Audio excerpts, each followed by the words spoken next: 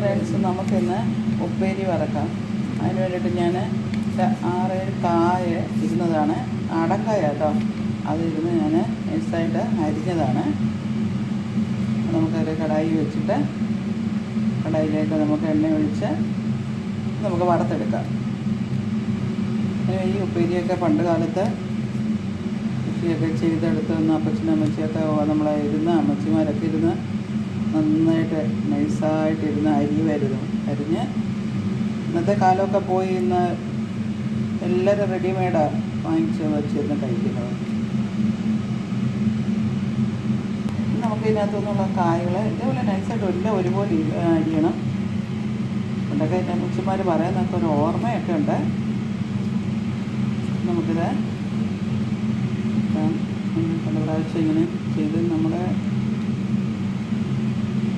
മക്കൾക്കൊക്കെ ആണെങ്കിലും ഇത് ഇരുന്ന് കാണുമ്പോൾ ഒന്ന് മനസ്സിലാക്കാമല്ലോ.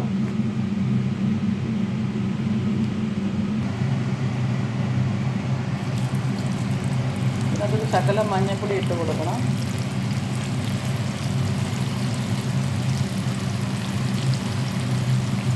നമ്മുടെ കായകളൊക്കെ എന്നെ നോക്കാം.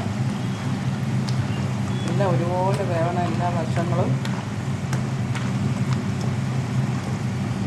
നമ്മുടെ കായകളൊക്കെ ആയിട്ടുണ്ട്, ഒന്ന് മൂപ്പായിട്ടുണ്ട്. അതിൻ്റെ കൊടുവിടാന്നുള്ള ശബ്ദങ്ങളൊക്കെ ഉണ്ട്. അത് നമുക്കറിയാൻ പറ്റും. മുരുവരാന്നുള്ള ഒരു ശബ്ദങ്ങളും ഒക്കെ കേൾക്കുമ്പോൾ നമുക്ക് എടുക്കാൻ പറ്റും.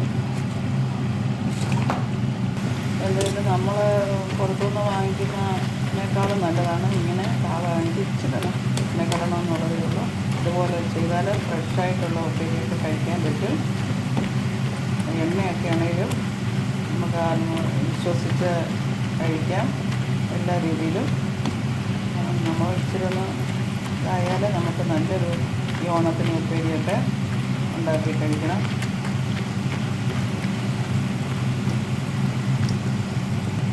ഇതിന് കൂടെ നിൽക്കണം. പല ദിവസം ഇങ്ങനെ ഇളക്കി കൊടുത്താലേ നമുക്കത് മൂക്കാൻ പറ്റത്തുള്ളൂ. നന്നായിട്ട് വേണം. ഇതിന് ഓരോന്ന് വിട്ടുവിട്ട് മാറിക്കൊണ്ടിരിക്കുകയാണ്. നല്ല ഒന്നാമതൊരു നാടൻ കായാണ്.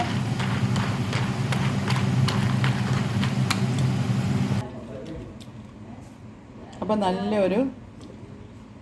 നല്ലൊരു ഉപ്പേരി റെഡി ആയിരിക്കുകയാണ്. എല്ലാവർക്കും കൊതിയായെന്ന് തോന്നുന്നു. ഇതുപോലെ നിങ്ങളെല്ലാവരും വീടുകളിൽ ഉണ്ടാക്കണം. കടകളിലൊന്നും പോയി വാങ്ങല്ലേ. കാരണം നമുക്ക് നല്ല ഫ്രഷായിട്ട് ഉണ്ടാക്കാനായിട്ട് സാധിക്കണം. ഇതുപോലെ എണ്ണ നല്ല ഒറിജിനലായിട്ടുള്ള നമ്മൾ വിശ്വസിച്ച് നമുക്ക് കഴിക്കാൻ പറ്റും. ശകലം ഒന്ന് ഇതാകണമെന്നുള്ളത് മെനക്കെടണമെന്നുള്ളതേ ഉള്ളൂ. സാരമില്ല. എന്നാലും ഇതുപോലെ എല്ലാവരും ഉപ്പേരി വീടുകളിലെല്ലാം ഈ ഓണത്തിന് ഉണ്ടാക്കണം. ബൈ.